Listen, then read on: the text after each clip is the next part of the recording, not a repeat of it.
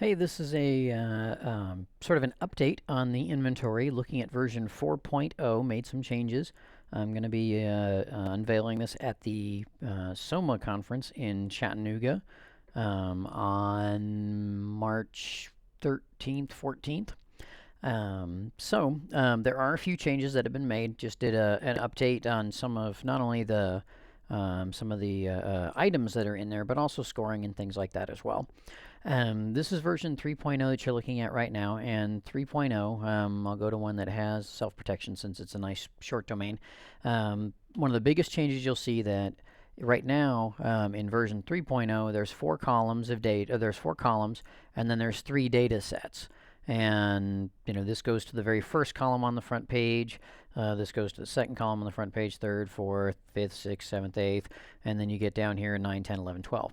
On the new 4.0 version, go to that same self-protection, and you now see 6 data or 6 columns of data, and then another 6. So it's the same 12 columns of information that transfer over here to the front page, but it's being done a little bit more efficiently. Instead of having to transfer information down twice, there's only one kind of a transfer from over in column M here, moving that data down here, and then from there it just goes across again.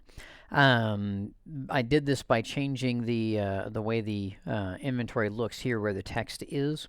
On version 3, here we go. You can kind of see that it went all the way out to column E, and then the actual data started out in column F. The columns just kind of, or the information went as far as it needed to, and then it would come down to the next line, so you'd have these little gray lines. I can go to some place like Sidewalks, for example, and here where it says A, stop walking when feet encounter a surface other than, the word sidewalk wouldn't fit here, so I moved it down to the next line, line 25, and then there was a little gray spot because you're not really scoring that. You're just scoring the one skill here. You don't need to do it twice, obviously. So on version 3.0, going over to Sidewalks, now what you see, hang on, let me hop back here real quick and see where I was. Let's see, I was on correct for veering on sidewalks, the first skill A. So for correct for veering on sidewalks, the first skill is now it's just in one box, and the box, it just kind of word wraps and the box got a little bit bigger. So everything is in column A, and then column B, your first data set, the data starts in column C. So that helped, just kind of shove everything a little bit over to the left, which means that all this can still stay on one page when you're viewing it, but you can get more data columns in there, and that helps out quite a bit as far as your ability to keep going on one column from this column here down to the other column. And what I mean by that is if you have a bunch of data in this column, essentially what I do is let me go back to self-protect since it's nice and short. If I have some data in this column, I'm just going to make up a bunch of numbers. Oops, doesn't matter that that 4 is there. It's just kind of, it doesn't count because the column doesn't count. Hopefully I can put in numbers that actually are between 1 and 5 though. Basically what I do is when it's time to update a kid, what I'll do is I'll just copy this, and then in my next period, which is for the end of the quarter, I will then just copy the information over if I haven't kept up with it during the quarter, and then I'll just say, oh, okay, well this skill is now up to a 3, and we've got identify times when the upper hand might be needed. Oh, he's awesome with that now. That's a 5. He's doing it all the time. And, I'm sorry, that was keeping the hands turned out and fingers relaxed. And maybe he's up to a 5 here. And who knows, maybe he's gone down to a 3 here. Maybe now I'm having to tell him half the time to keep the arm at midline and the elbow straight but not locked. So anyway, you make whatever changes, and then you just kind of copy and kind of move it over as you go. And say for this kid, for whatever reason, all this stayed the same or the numbers were a little different. Doesn't really matter. I'm just kind of doing this to sort of show. There we go.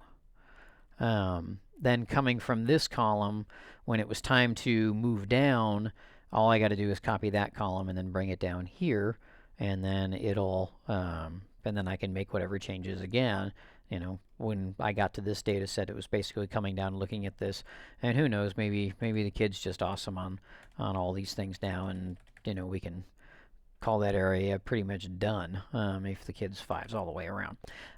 Anyway, though, so now you only have to jump down once instead of jumping down to a third data set, which was the case on the old inventory. Made some changes in certain areas, just kind of looked at different things. The movement domain in particular, I really wasn't happy with the old movement domain.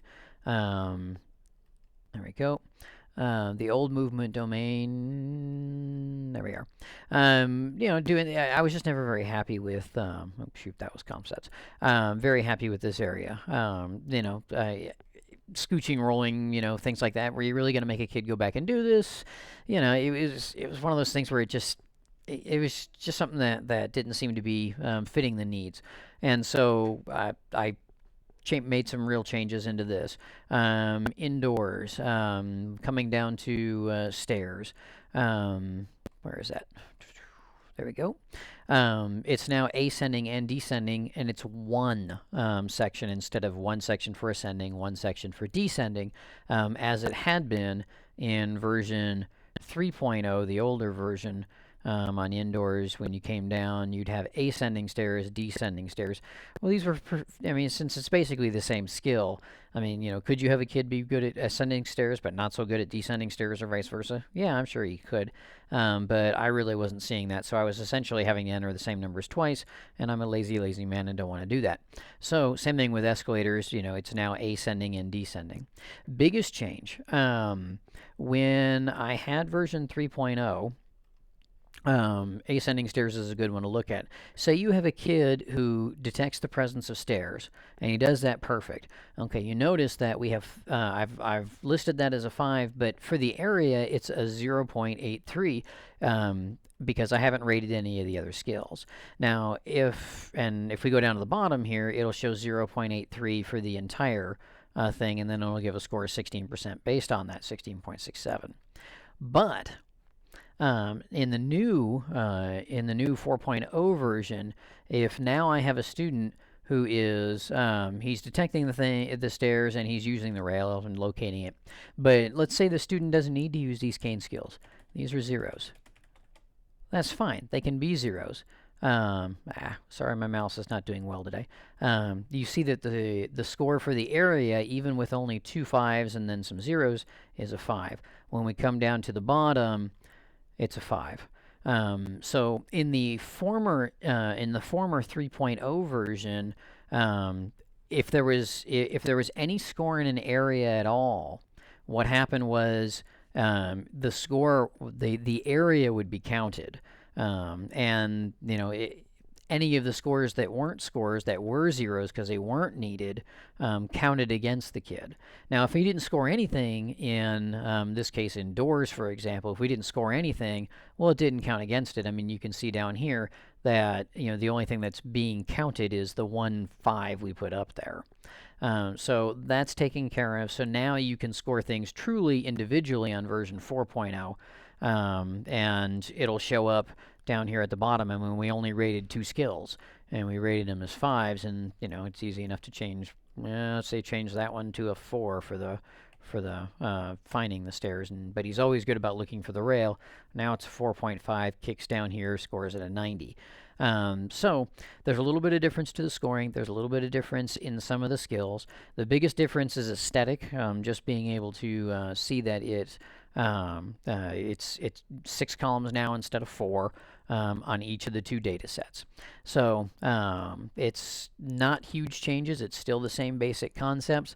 But there are some changes, like, for example, the stairs, consolidating some things, the movement, getting rid of some things, the street crossings, kind of, looking at how things were phrased again, and going through, the different plans that you can use for crossing. Plan A, it's skill E here in the the plus intersection. Plan A is crossing with a lull. Plan B is crossing no traffic in the intersection. Plan C, parallel traffic in your lane. Plan D, parallel traffic in the far lane. Plan E would be implement alternatives if it's a situation of uncertainty.